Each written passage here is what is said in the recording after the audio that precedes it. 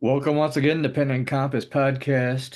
I'm the co-host, Rodney McGilvery, sitting in for Jeff Bennett, who's actually going to give a nice little presentation on Hark the Herald Angels Sing. So, hey, everybody, this is a part of our, Jeff Bennett, by the way, this is part of our esoteric imagery series that Rodney and I are doing. We're going back and forth. We love symbolism and digging deeper into things. So, this is going to be kind of a combination of text, lyrics, thoughts, symbolism, imagery. And so, I think you're going to really like this. So, here we go. So, the short story goes today, this is a Sunday when we're recording this.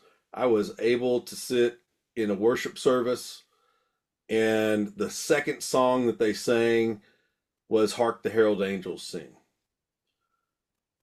And I am blessed with having the lyrics up on an image, up on a screen as we're singing them. And there were other images that were red and blue lights, and just kind of, my church has these like murals in these background, and it's very much like a concert, a Pink Floyd concert or something kind of almost psychedelic at times for me. And Hark the Herald Angels Sings, love this song. So I got inspired to go and what I would say exegesis or break this down, and then also tie it in with my other passions, which is the Royal Arch system. So that's what we're going to be talking about. So Rodney asked me as we were about to record this, who wrote Hark the Herald Angels Sing? And it's really kind of a real quick history lesson. I don't do bios and history a lot, but this kind of is really amazing the way the modern day version of Hark the Herald Angels Sing came to us. The original lyrics were written by Charles Wesley, who was the founder, along with his brother John Wesley, of the Methodist Church in England and the US and around the world, obviously. And so he lives about the same time, and this is what also I related to Freemasonry, about the same time that we're getting the degree work and what's going on. So this is a very common thought. And a lot of times people are looking for those origins within Freemasonry. Well, if he's in England in the 17, if he's born in the early 1700s, he's a part of the Anglican Church, more than likely, because there hadn't been some of the other reformations going on and some of the later things. And so he is influenced by this. He's well learned and in has a couple of different college degrees, gets an opportunity to take over as a minister in the church. And in 1739, like it says there, he wrote a collection of hymns and sacred poems. And so in that, he wanted to give this like personal relationship, this direct spiritual energy. And he also wanted to base things on what he saw within the interpretation of especially the combination of the Old Testament and the New Testament, which excites me because that's a lot of the way I feel like I view my theology, cosmology, a lot of those things. And so he wrote a certain version that we wouldn't really recognize today. And it wasn't Hark the Herald Angels Sing as like a title.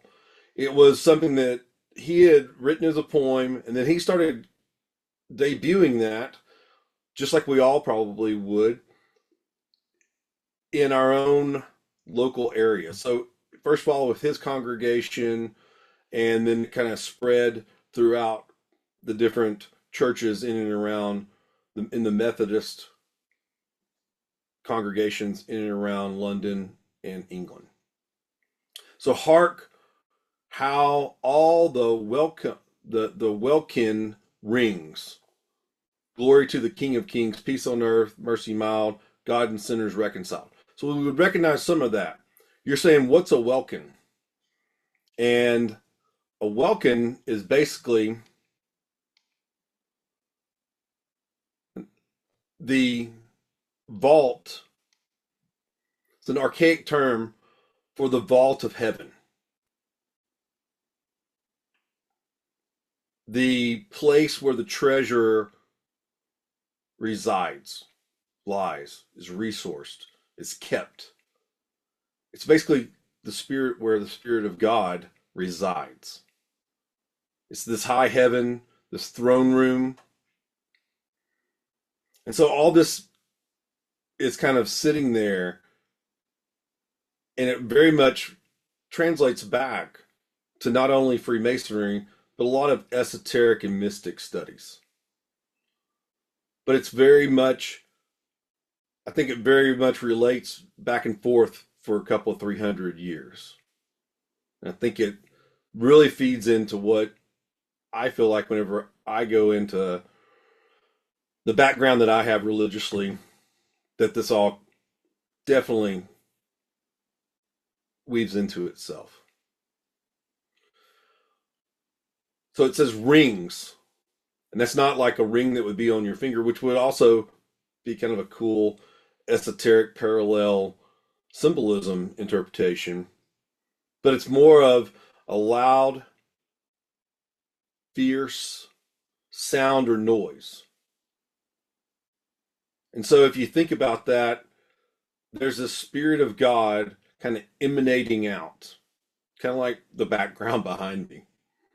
It's resonating out through all of creation, through all of existence, through time and space and everything. And that matters kind of to the Christmas story, to what we know these verses in the four Gospels. It relates heavily to most of Rosicrucianism, so much of esotericism, Christianity, mystic practices.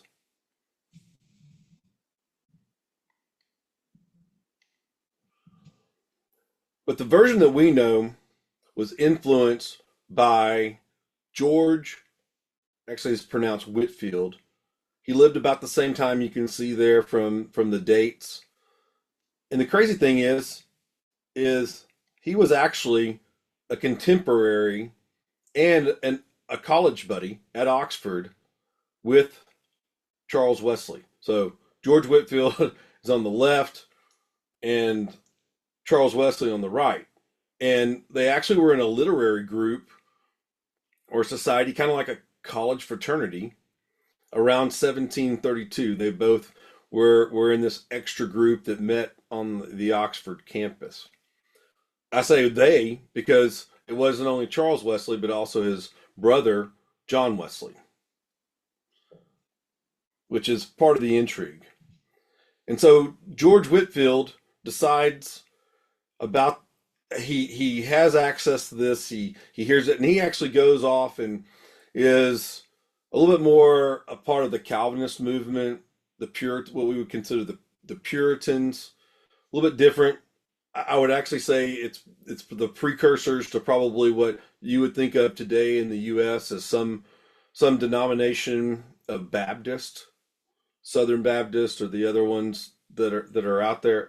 I'm actually a Southern Baptist. If you've never watched Pin and Compass and heard me say that, that's my background. But anyway, he goes in and he starts rewriting the different pieces of this. Instead of the King of Kings, the newborn king. So he's thinking more of Jesus as a small child, Jesus coming in the world as a baby, and kind of the whole birth till death, kind of the whole cycle of life that we would see. And so he starts rewriting this, and part of the drama is Charles Wesley did not like it whatsoever. And actually, in accounts that I read, he was not even, he would get up and leave if he heard this song played in this way and with these lyrics. And so he never sung it himself. He never promoted it within his congregations. And like I said, he was not happy about it. There wasn't such thing as a copyright law back then. Well, not only that, but he feels like his friend betrays him on some level.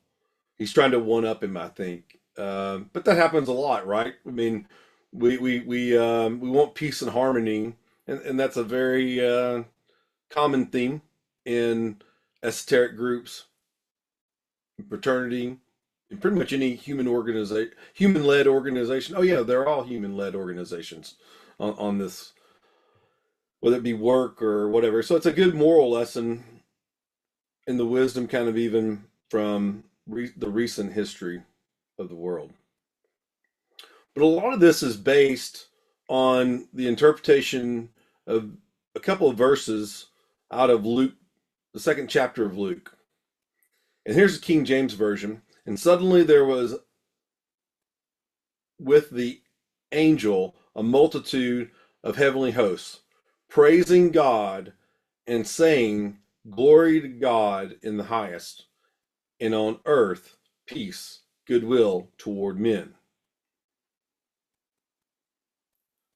There's an extra bit of God and sinners reconciled.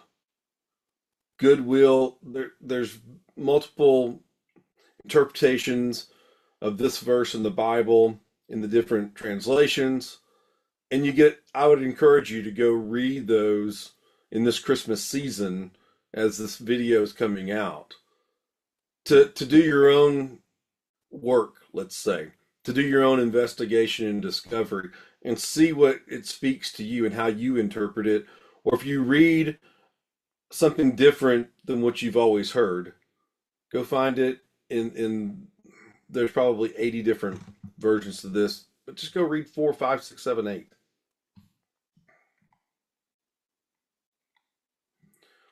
So the music started really being refined, and it has its genesis with Felix Mendelssohn. And as you notice, he's after Charles Wesley and George Whitefield.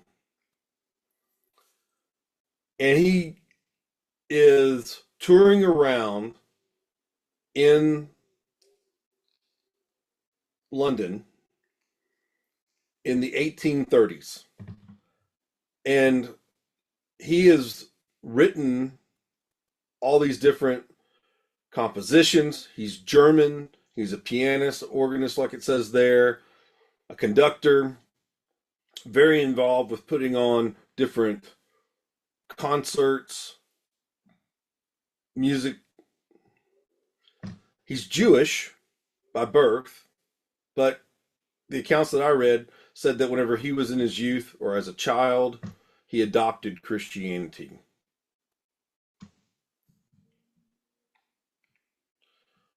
So he crosses paths, like I said,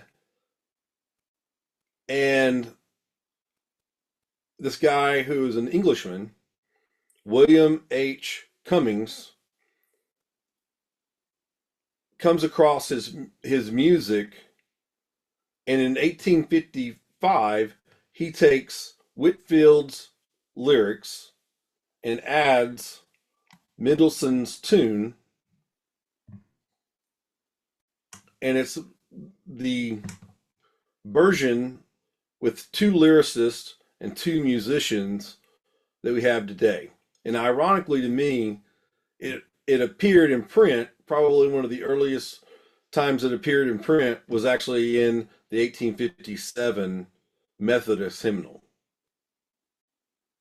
So if you were wondering how we got these hundreds of year old songs that we sing every year, and you probably have heard all your life, because whether you attend church or you can't get away from it, even in retail stores and in different public places and events, Hark the Herald Angels Sing is definitely on the top 10 on the playlist, especially if it's a more religious type Christmas gathering, Christian based Christmas gathering.